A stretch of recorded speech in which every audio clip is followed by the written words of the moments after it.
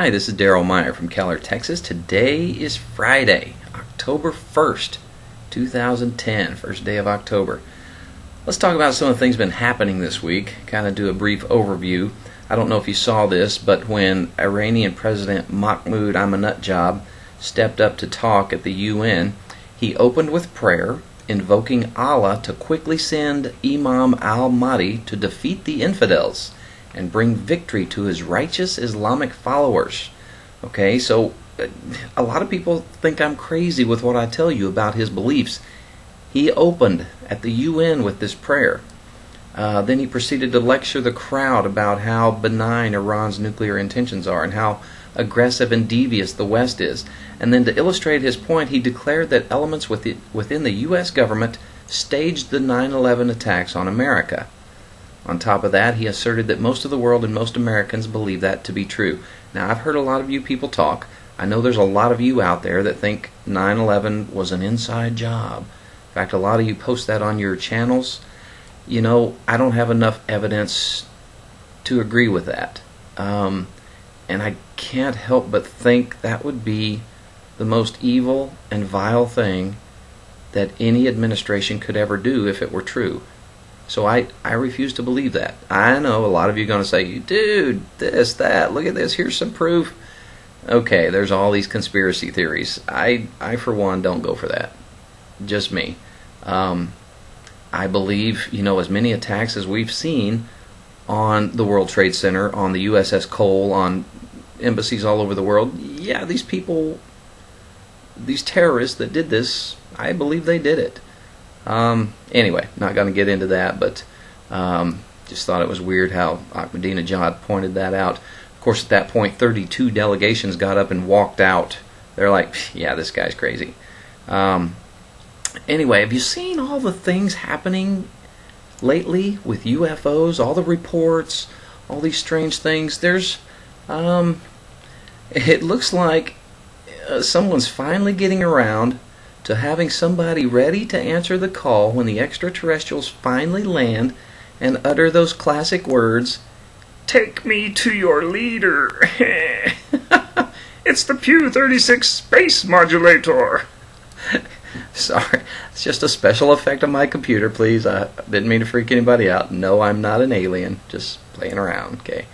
But if you notice this week, the United Nations Office for Outer Space Affairs, or UNOOSA, has existed in one form or another since 1958, but recently the rumors started swirling that a Malaysian diplomat and astrophysicist, Mazlan Othman, would be designated as the person charged with preparing a reception for the day when aliens make contact with us people here on planet Earth. I've seen so many stories how UFOs are hovering over nuclear installations and setting off nuclear bombs or diffusing them or gathering information. And just recently, this week, there was a story about one in North Korea over Seoul. Actually, I guess, is that South Korea? Anyway, it was over in the Korea area. And I keep seeing these stories about UFOs. And then on Monday, this past Monday, a group of former Air Force officers, base commanders, and nuclear launch team commanders held a news conference at the National Press Club in Washington. They related their observations and experiences with UFOs and said they appeared over various nuclear missile bases around the U.S. and England. They contend that UFOs manipulated the readiness stature of the missiles by either activating or deactivating their launch and targeting mechanisms for short periods of time. They also asserted they were warned by the military and the government to keep quiet about these incidents. Their contention that there are aliens among us, and not the undocumented immigrant variety, and the UN's maybe not preparation for their arrival, raises the old question, are UFOs real? Now, I've heard a lot of you people say, oh, they're demons, they're fallen angels, they're this, they're that. I don't have enough evidence, again, to make an educated opinion one way or another. So I still can't help but think that as big as my God is, as intelligent as He is, as creative as He is, with all the millions of universes throughout this cosmos, of all the galaxies throughout the universe, I can't help but think that God wouldn't put intelligent life forms on just this one little speck of dust flying through the air. Not saying I believe in aliens, I'm just saying I'm not going to doubt that God couldn't do it. So, that being said, send your comments. I'm sure I'm going to hear all kinds. Yesterday I told you about an offer about a settlement freeze for 2 months and the U.S. offering things in return. Today, out of Arutz Sheva, the White House says nothing was offered in exchange for a freeze. Netanyahu was criticized by the left after a report yesterday according to which he had rejected a promise of U.S. support in exchange for continuing the freeze on construction for Judea and Samarian Jews. Washington insider David Makovsky had claimed that the U.S. sent Israel a letter offering, among other things, to sell some of its most sophisticated weapons to Israel if it would freeze construction for 2 more months. Yesterday, the White House officials officially denied the report. They said no letter was sent. So, not sure if this is an actual true thing or not, or what's going to happen there. I don't know. So, I go through these stories and find things. I try to verify them, make sure they're true, make sure they're legit, but you never know. I don't use much of lamestream media because they just want us to know what they want us to know, and they're going to lie to us most of the time anyway. So, let's move on. This one out of Yahoo.com said, settlement issue blocking Mideast peace talks, says the Palestinians. This out of Ramallah, Palestinian territories today, Israel's insistence on building settlements has blocked EU and US efforts to salvage peace talks, a top Palestinian official told AFP today after days of intensive negotiations. The American efforts are ongoing, but there's been no breakthrough so far because Israel is pursuing settlement activities, a spokesman for Palestinian President Mahmoud Abbas said. President Abbas made it clear to Senator George Mitchell that no negotiations will take place as long as the settlement activities are ongoing, Nabil Abu Radina told AFP after Abbas's second meeting with the U.S. envoy in 24 hours.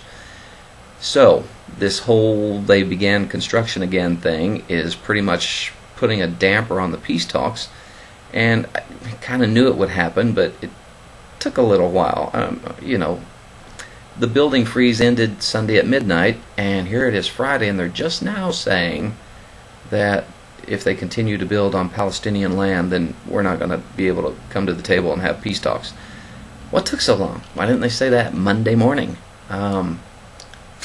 Just me, I like to cut to the chase, get right to it. Let's get down to business. I'd love to sit in on those peace talks. Wouldn't you just love to offer up your opinion or your suggestions to Mahmoud Abbas and Netanyahu and say, guys, do this. See what they say. Or, I don't know. Let's see. Here's something interesting, also out of Yahoo.com. Syria's Assad to visit Iran this weekend. This out of Damascus, which, every time I see Damascus in the news, I can't help but think of Isaiah 17:1 that says Damascus will be utterly destroyed and will become a ruinous heap. That's what the Bible says. Hasn't ever happened yet, so it will in the future. How far in the future? God knows. I don't know. I'm just watching. This out of Damascus.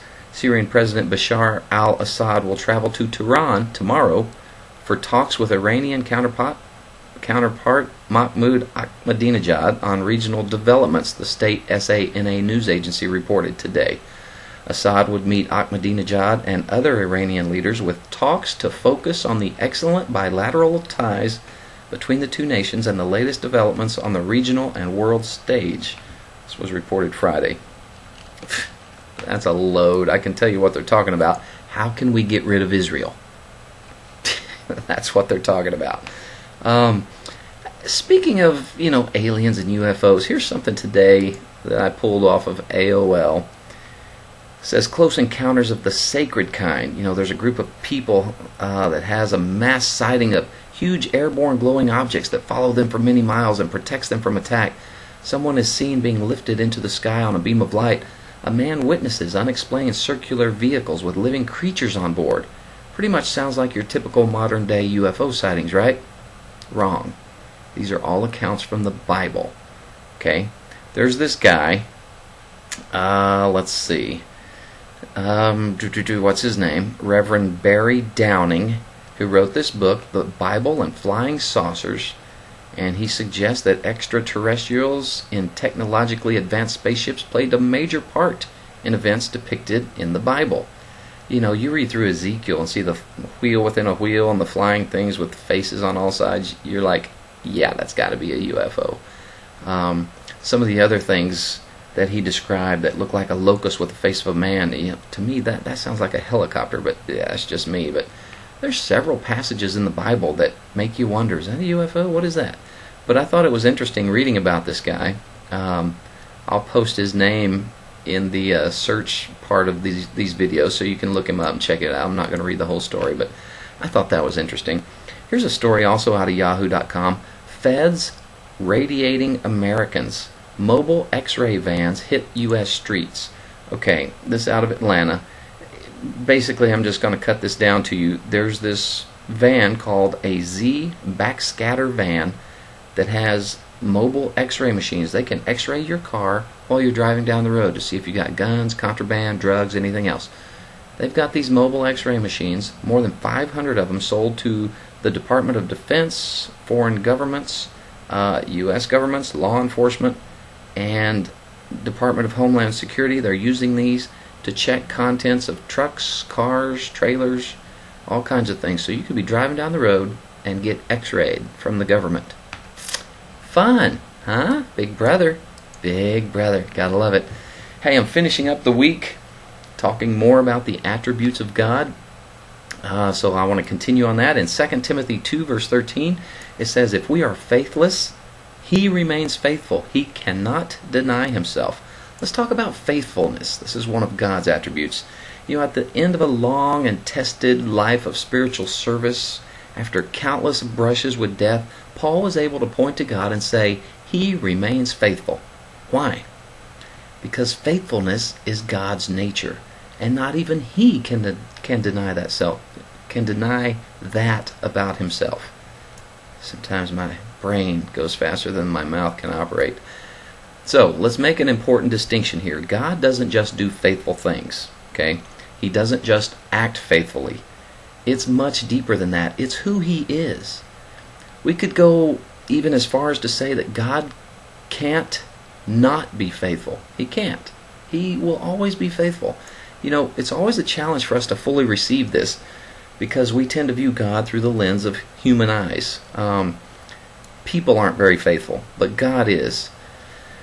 He's completely different. God is never going to fail us the way others have because He's never fallen as we have. We're all fallen short of the glory of God. The Bible's clear on that. So from the very first moments in the Garden of Eden to the end of the age, one thing that is never in question is the faithfulness of God. It's more reliable than the law of gravity. In 1 Kings 8, verse 56, it says, Blessed be the Lord. There is not one failed word of all His good promise. Okay, let me read some other things. Exodus 34, verse 6 says, and he passed in front of Moses, proclaiming, the Lord, the compassionate and gracious God, slow to anger, abounding in love and faithfulness. Deuteronomy 7, verse 9, know therefore that the Lord your God is God. He is the faithful God. How about Psalm 25, verse 10? All the ways of the Lord are loving and faithful for those who keep the demands of His covenant. Okay, Psalm 33, verse 4. For the word of the Lord is right and true. He is faithful in all that He does. Psalm 57, verse 10. For great is your love, reaching to the heavens. Your faithfulness reaches to the skies. Psalm 86, verse 15. I can see I'm going to run out of time already. But you, O Lord, are compassionate and gracious, slow to anger, abounding in love and faithfulness.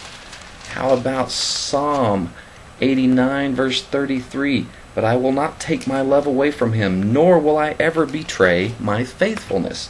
Okay, I'm going to skip back to 1 Corinthians 1:19.